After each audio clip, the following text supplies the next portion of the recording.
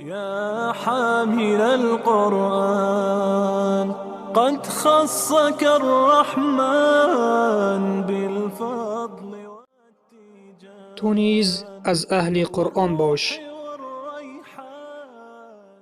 به نام خداوند بخشنده و مهربان. السلام علیکم و رحمت الله و برکاته. انس ابن مالک خداوند از او راضی باد میگوید رسول الله صلی الله علیه و سلم فرمودند خداوند متعال در بین مردم دوستان خاصی دارد. پرسیدند ای رسول الله کیستند آنها؟ گفتند اهل قرآن دوستان خاص خداوند هستند. روایت ابن ماجه، دارمی و احمد.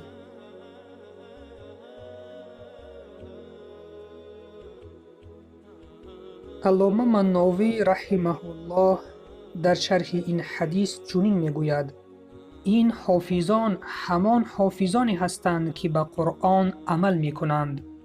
آنها دوستان خاص خداوند هستند.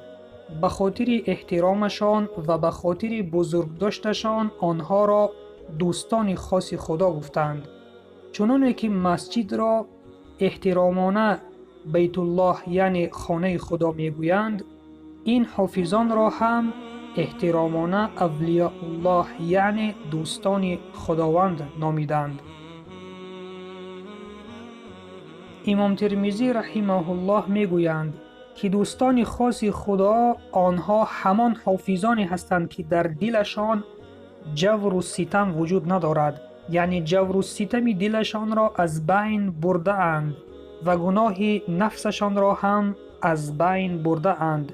اینها هم از گناهان ظاهره و هم از گناهان باطنه نفسشان را پاک کرده اند و خودشان را به طاعت خداوند زینت داده اند. به همین خاطر آنها را دوستان خدا نامیدند. شیخ جبرین رحمه الله می گویند که دوستان خاص خدا اینها همان حافظانی هستند که تمام سال با خواندن قرآن مشغول هستند. عثمان ابن عفان خداوند از او راضی باد می گویند نمی خواهم که روز یا شب از من گذرد و من به قرآن نظر نکرده باشم. بله، حضرت عثمان خداوند از او راضی باد همه روزه قرآن می خواندند تا جای رسید که هنگام تلاوت قرآن جام شهادت را نوشیدند. علامه محمد ابن حسین رحمه الله می گویند شخصی که خداوند او را قاری قرآن گردانیده است او را نسبت دیگران فضیلت حفظ قرآن داده است و اگر این شخص خواهد که از اهل قرآن و از دوستان خاص خداوند باشد باید قرآن را بهار دل خود قرار دهد.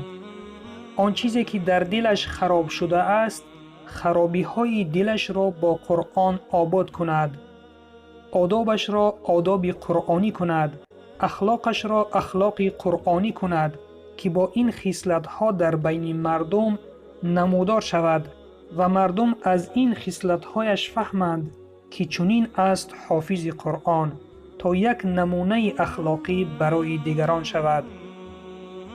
ابن قیم رحمه الله می گویند که اهل قرآن همان عالمان قرآن را در نظر دارند و این چنین شخصانی که به فرموده های قرآن عمل می کنند گرچند که قرآن را کاملا حفظ نکرده باشند و اگر شخصی که قرآن را کاملا حفظ کند معنایش را نفهمد و به قرآن عمل نکند این گونه انسانها از جمله اهل قرآن نیستند.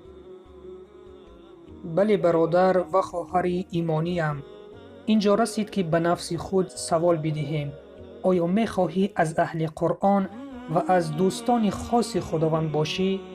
گرچنده که قرآن را کاملا حفظ نکرده باشی اگر به فرموده های قرآن عملی کنی قرآن را در حیات خود یک دستور عمل قرار بدهی و آن چیزی که در قرآن امر شده است عمل کنی و از آن چیزی که قرآن منع کرده است دوری جویی از اهل قرآن میگردی و از دوستان خاص خداوند میگردی. پس این فرصت را از دست مده. و سلام بر آن شخصانی که راه هدایت را پیش گرفتند.